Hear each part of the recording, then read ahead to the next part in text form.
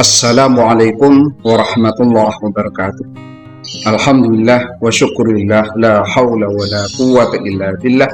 Asyhadu an la ilaha illallah wahdahu la syarika lah wa asyhadu anna Muhammadan abduhu wa rasuluh la nabiyya ba'dah. Hadirin pemirsa yang dirahmati oleh Allah Subhanahu wa taala, selamat berjumpa kembali di bincang-bincang santai dan cerdas ini.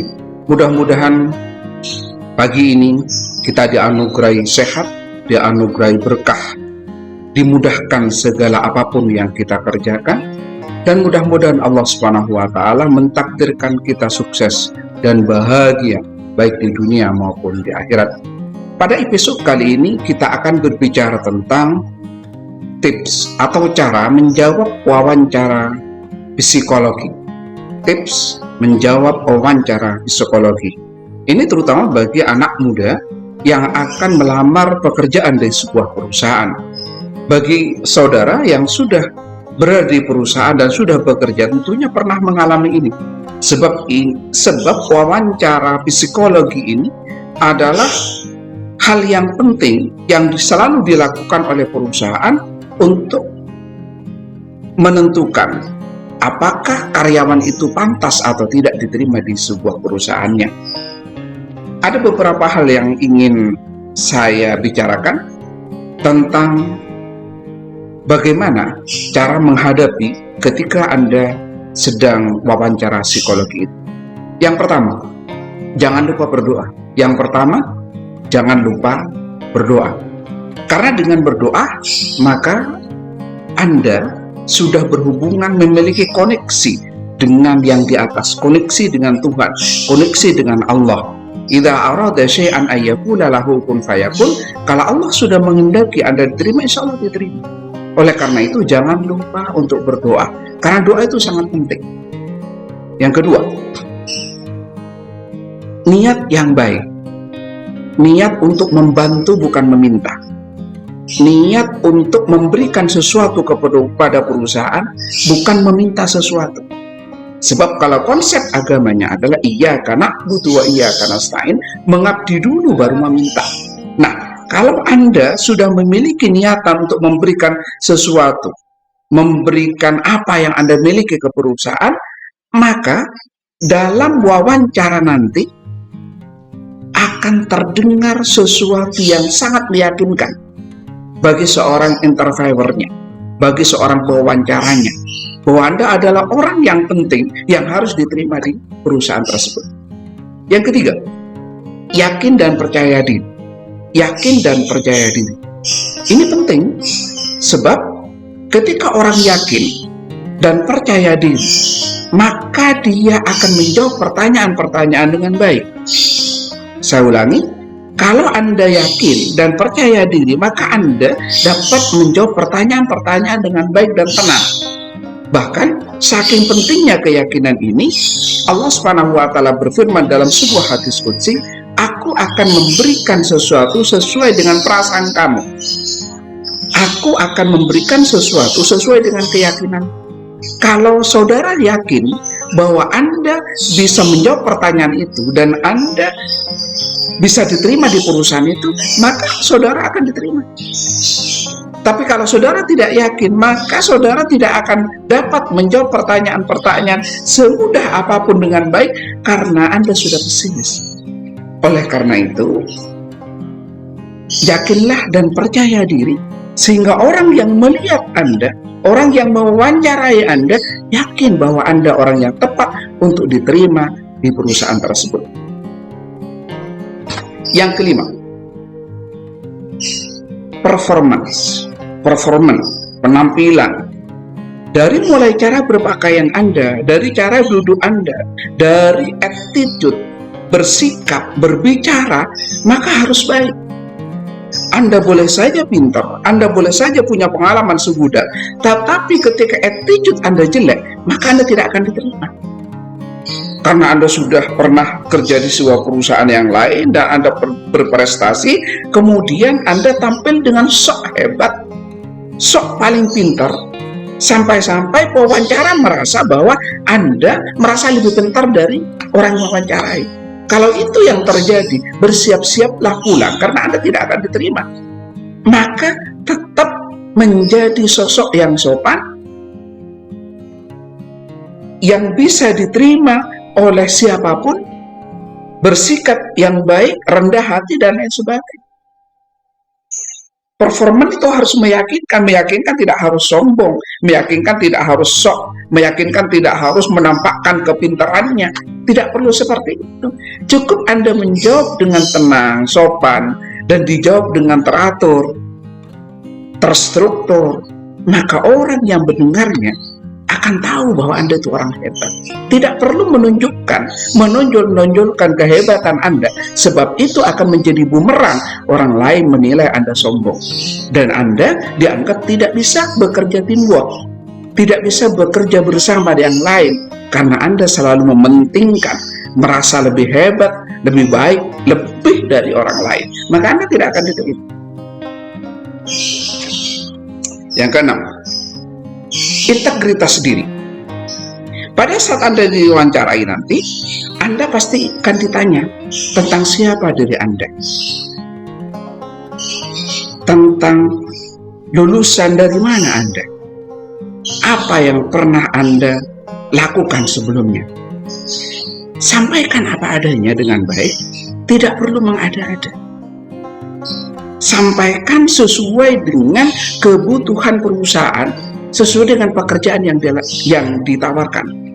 Tidak perlu Anda mengenalkan diri, kelebihan-kelebihan Anda yang tidak ada hubungannya dengan pekerjaan yang ditawarkan. Karena yang dibutuhkan oleh perusahaan adalah orang yang hebat di bidang apa yang ditawarkan itu. Jadi Anda tidak perlu cerita tentang sesuatu kelebihan Anda yang tidak ada hubungannya. Ceritakan saja yang ada hubungannya dengan perusahaan. Yang ketujuh, wawasan tentang perusahaan dan wawasan tentang pekerjaan yang ditawarkan. Ini sangat penting, sahabat. Kenapa? Anda nanti akan ditanya tentang apa, bekerja di bidang apa, perusahaan yang akan Anda tempati itu. Dengan Anda menguasai tentang apa dan siapa, apa yang dikerjakan oleh perusahaan itu, maka orang yang mewawancarai yakin bahwa Anda orang yang tepat untuk direkrut. Begitu juga dengan wawasan tentang pekerjaan. Ketika Anda ditanya tentang pekerjaan, maka tunjukkan wawasan pekerjaan yang ada hubungannya dengan pekerjaan yang ditawarkan.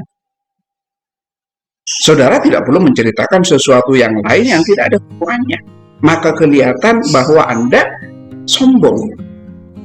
Anda ingin menonjolkan diri. Tidak perlu, jawab saja sesuatu yang diminta, tetapi bagus, terstruktur, dan kalau perlu maksimal. Yang kedelapan,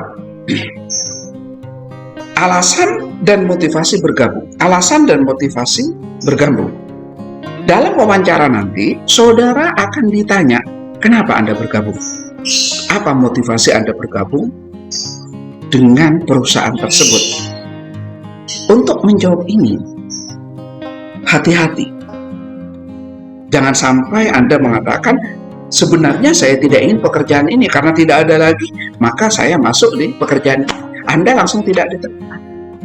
Atau Anda mengatakan bahwa ini hanya batu loncatan untuk bekerja di tempat lain, hanya mencari pengalaman kerja saja, maka Anda tidak akan diterima. Sebab mereka butuh orang yang betul-betul membutuhkan pekerjaan itu, orang yang serius dengan pekerjaan itu, sehingga harapannya perusahaan itu mencari pekerja yang memiliki totalitas terhadap apa yang dikerjakannya. Bahkan Anda harus menunjukkan bahwa pekerjaan yang dilamar itu adalah passion Anda. Sampaikan bahwa pekerjaan ini memang sesuai dengan keinginan saya dari dulu. Saya bercita-cita menjadi ini. Kalau di situ pemasaran, sampaikan bahwa memang cita-cita saya menjadi marketing. Saya suka dengan dunia marketing. Saya bisa menikmati apapun yang berhubungan dengan marketing. Maka Anda dianggap orang yang pas dan pantas untuk menjadi bagian dari perusahaan tersebut. Yang berikutnya, prestasi yang pernah Anda raih. Ini biasanya ditanyakan, apakah Anda sebelumnya pernah bekerja atau belum? Kalau Anda pernah bekerja, katakan sudah bekerja. Tapi kalau Anda belum pernah bekerja, tidak perlu Anda menyampaikan bahwa Anda pernah bekerja. Karena sepandai apapun kalian membohongi, maka tatapan mata Anda akan memberitahukan sebuah kebenaran bahwa saat itu Anda berbohong. Nah, kalau Anda sudah pernah bekerja di tempat yang sebelumnya, Anda ditanya, pasti kenapa Anda keluar dari perusahaan tersebut. Sahabat, hati-hati. Jangan sampai mengatakan bahwa Anda keluar karena tidak suka dengan perusahaan lama. Anda keluar karena konflik dengan atasan. Anda keluar karena konflik horizontal dengan teman-teman Anda. Itu memberitahukan bahwa Anda tidak memiliki integritas, tidak memiliki loyalitas terhadap perusahaan sebelumnya. Apalagi kalau Anda sampai menjelek-jelekkan perusahaan sebelumnya. Kalau Anda menjelek-jelekkan perusahaan sebelumnya, bersiaplah untuk pergi dari perusahaan itu, sebab Anda tidak akan diterima. Mengapa? Pewawancara sangat yakin bahwa perusahaan tersebut akan menjadi korban berikutnya dari info negatif yang akan diceritakan Anda nanti ketika Anda resign dari perusahaan tersebut. Jadi tidak perlu menjelek-jelekkan perusahaan sebelum. Kalau perlu ditutupi. Kalau orang lain atau pewawancara itu tahu bahwa perusahaan sebelumnya itu jelek, tapi Anda tutup-tutupi, justru itu poin penting bagi diri Anda. Anda akan direkrut. Kenapa? Karena Anda bisa menjaga rahasia perusahaan. Itu sikap yang sangat super. Dan itu yang akan membuat Anda diterima di perusahaan tersebut. Pemirsa, yang berikutnya. Anda nanti akan ditanya tentang rencana ke depan. Anda juga akan ditanya tentang rencana ke depan.